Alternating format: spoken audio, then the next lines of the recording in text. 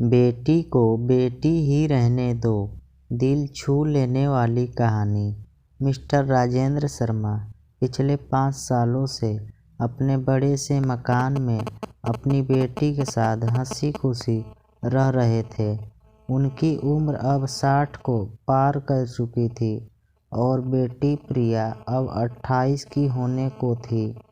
उम्र को ध्यान में रखते हुए बेटी ने उनका सारा कामकाज अपने कंधों पर ले लिया था। प्रिया अपने हर काम में बहुत अच्छी थी, जितने अच्छे से वो अपने पापा, घर और उनके कारोबार का ध्यान रखती थी, कोई और शायद ही रख पाता। अगर राजेंद्र जी को कोई बेटा होता तो वह भी नहीं। इन बाप बेटी का रिश्ता बहुत ही प्यारा था। बिना बाबा के प्रिया को नहीं चलता और बिना प्रिया के उसके बाप का किसी काम में मन नहीं लगता। कभी कभी ऐसा लगता जैसे राजेंद्र जी प्रिया के बाप नहीं, उसके बेटे हैं। प्रिया की हरकतें ही कुछ ऐसी थी।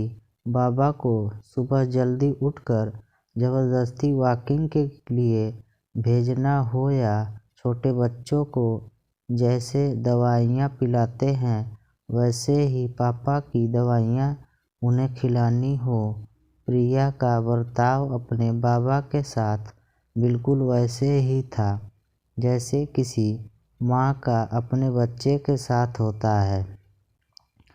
प्रिया के बाबा कुछ भी कम नहीं थे।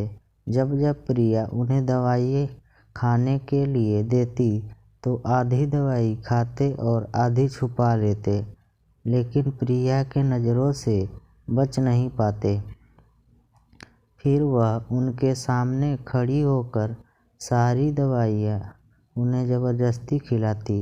रात को प्रिया के सोने के बाद चुपके से किचन में जाकर फ्रिज से मिठाई चुरा कर खाना। बाबा की ऐसे शरारतें भी प्रिया पकड़ लेती थी।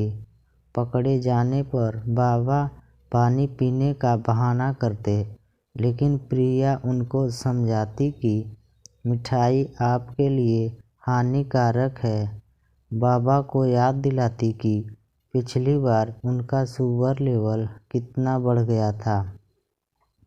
अपने ही घर में अब मैं मिठाई भी नहीं खा सकता, बड़बड़ाते हुए, नाराज़ होने की एक्टिंग करते हुए बाबा किचन से चले जाते। फिर प्रिया उन्हें मारने के लिए एक मिठाई का टुकड़ा पापा के पास लेकर जाती और फिर वो दोनों उसे आधा आधा बाँट कर खाते। दोनों के चेहरे पर बड़ी स्माइल आ जाती। बस ऐसे ही दोनों की जिंदगी हंसी खुशी कट रही थी।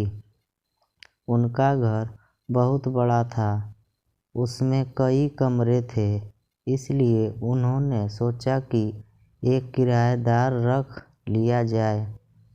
पैसों के लिए नहीं, लेकिन प्रिया के ऑफिस जाने के बाद अकेले रह रहे राजेंद्र जी को थोड़ा सा ही सही किसी का साथ मिल जाए, इसलिए